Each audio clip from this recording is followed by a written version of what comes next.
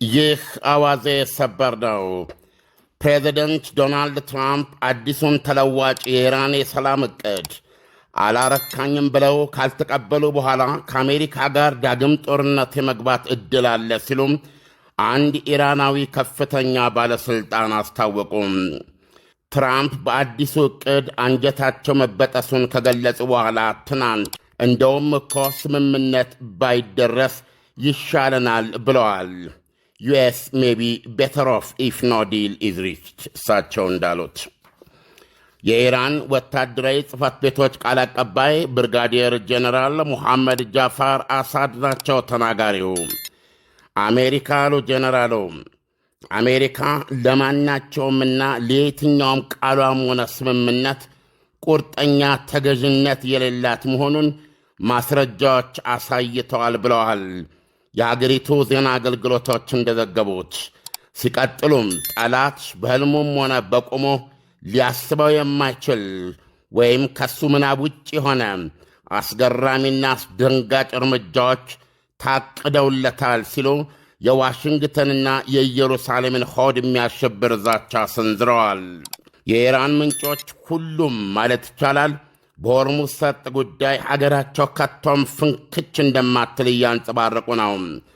ታስኒም የተሰኘው ከፊል ኦፊሴላዊ ዜና አገልግሎት ዛሬ ሲዘግብ የኢራን እስላማዊ አብዮታዊ ዘብ ኮር በምህፃረ ቃል IRGC በባሕረ ሰላጤው የኢራንን ወደ 2000 ኪሎ ሜትሮች የሚደርስ የዳርቻ ድንበር ላይ የበላይነትን ያሰፈነና ተቆጣጣሪ በመሆኑ ባሕር ኃይሉ ይህን መተላለፊያ የውድ ኢራናውያን ሕዝብ የእንጀራ ገመድና ኃያልነት የደህንነትና የብልጽግና ምንጭ አድርገዋል ብለዋል። ፕሬዚደንት ዶናልድ ትራምፕ ተኩስ አቁም ካወጁበት ካለፈው ወር ጀምሮ ከጦርነቱ መጀመር በፊት የነበረው የሆርሙዝ ሰርጥ የመተላለፊያ ነጻነት እንደነበር ይመለስ በማለት ቢወተውቱምና ቢጠይቁም የኢራን ቋሚ እምቢታ ጥያቄያቸውን ሁሉ የቁራ ጩኸት አድርጎባቸዋል። የኢራን ባለሥልጣኖች አበክረው እንዳስገነዘቡት ከእንግዲህ የሆርሙዝ ሰርጥ መተላለፊያ ያለ ኢራን የበላይ ተቆጣጣሪነት አይታሰብም። ፕሬዚደንት ዶናልድ ትራምፕ ተለዋጩ የኢራን የሰላም ዕቅድ በፓኪስታን በኩል መድረሱ ከተገለጸበት ሰዓት ጀምሮ የሚሰጧቸው ግብረ መልሶች ብዙና የተለያዩ ሆነዋል። ትናንት በዋሽንግተን ሰዓት አቆጣጠር ከሰዓት በኋላም በኢራን አዲሱ ሐሳብ አልረካውም አሉ። ኢራኖች ስምምነት መድረስ ወይም መዋል ይፈልጋሉ፣ ነገር ግን እኔ አልረካውበትም በማለት ነበረ ለዋይት ሃውስ ጋዜጠኞች የገለጹት። በዚያው ቃለ ምልልስ ትራምፕ ኢራናውያን ስምምነት ለመቀበል የመቻሉ ጤንነታቸው እንደሚያጠራጥራቸው ገለጹ። ተራምደዋል፣ ነገር ግን እዚያ ይደርሱ ዘንድ እርግጠኛ አይደለሁም በማለት ምክንያቱንም ሲያስረዱ እርስ በርሳቸው እየተባሉ ነው ብለዋል። ለጥቀው ደግሞ ቀጣይ ምን እርምጃ መውሰድ ሊኖርባቸው እንደሚችል ተደመሙ። ላፈነዳዳቸውና ለዘላለም ዓለሙ ላጥፋቸው ወይስ ስምምነት ለመድረስ ልጣጣር የሚል ነው ብለዋል አማራጫቸው። ምሽቱን ከዋሽንግተን ርቀው ፍሎሪዳ ውስጥ በተካሄደ አንድ ዝግጅት ላይ ደግሞ ምናልባትም እኮ ለአሜሪካ የሚሻላት ከኢራን ጋር ምንም አይነት ስምምነት ባይደረስ ነው ብለዋል። ምክንያቱም አሉ ለጥቀው፣ ምክንያቱም ይህን ነገር ዓመት ሙሉ እኝ ብለን ልንይዘው አንችልም፣ በጣም ተንዛዛ ቆየኮ ብለዋል። ፕሬዚደንት ዶናልድ ትራምፕ በብዙ ሚሊዮን ኮፒ ተሽጧል የሚሉትና በጉዳዮች ላይ ውል የመቀየስ ንግሥናቸውን ያሳያል የሚሉት ዚ አርት ኦፍ ዲል ሜኪንግ መጽሐፍ ደራሲ ናቸው። ይሁንና ወደ ሥልጣን ከመጡ ጀምሮ የዩክሬንንም ሆነ የኢራንን ጦርነት ማቆም የሚችል ውል አሊዝ አልሰራ ብሏቸዋል። አንዳንድ ትንተናዎች ደግሞ የሆርሙዝ ሰርጥ ላይ የተፈጠረው ማነቆ አሜሪካና ኢራን ሊታገሱት ይቻላቸዋል፣ ዋጋውና ፍዳው የቀሪው ዓለም ነው ይላሉ።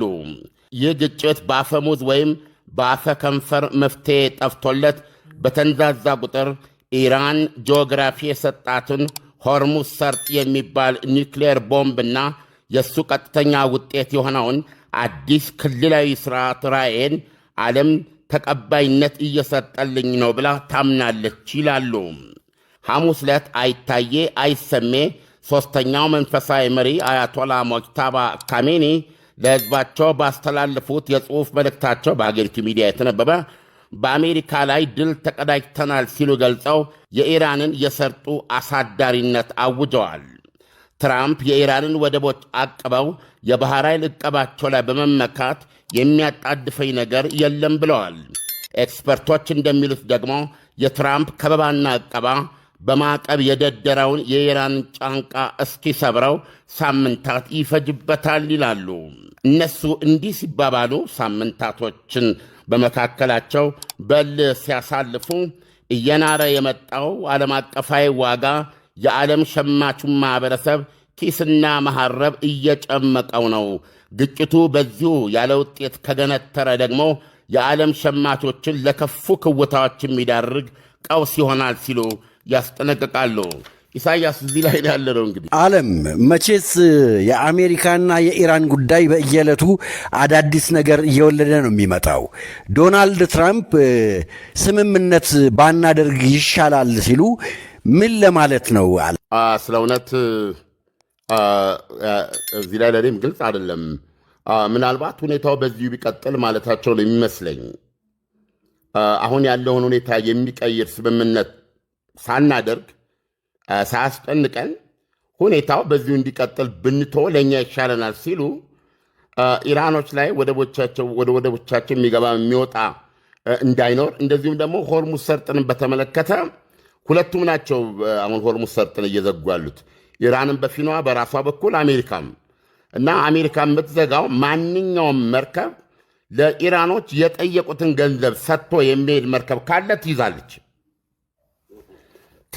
ስለዚህ ኢራኖች የሆርሙዝ ሰርጥን የራሳቸው በማድረግ ምንም ተጠቃሚ እንዳይሆኑ፣ ወደ ወደቦቻቸው ደግሞ ምንም ነገር እንዳያስገቡ፣ ከወደቦቻቸው በኩል ምንም ነገር እንዳይወጣ በማድረግ እስከዛሬ ድረስ እውነቱን ለመናገር ኢራኖች ብዙ መከራ ያሳለፉ ቢሆንም ድብደባዎችን ጨምሮ በማዕቀበል አብረው የኖሩ ቢሆንም የዚህ አይነቱ የባህር ከበባ ግን በአይነቱ የተለየና ለዚህ ያልተዘጋጁና ልምድም እንደሌላቸው ነው የሚነገረው።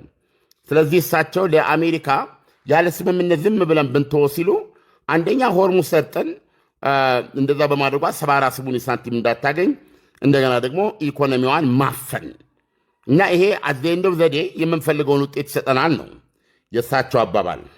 በሌላ በኩል ግን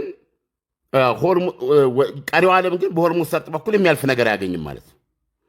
ኢራን ደግሞ ያለችው ምንድነው? አሜሪካን የምትቀጥል ከሆነ በተኩስ ጭምር እመታለሁ ነው ያለችው። ምንም መርከብ እንዳይተላለፍ ሆርሙዝ ሰርጥን።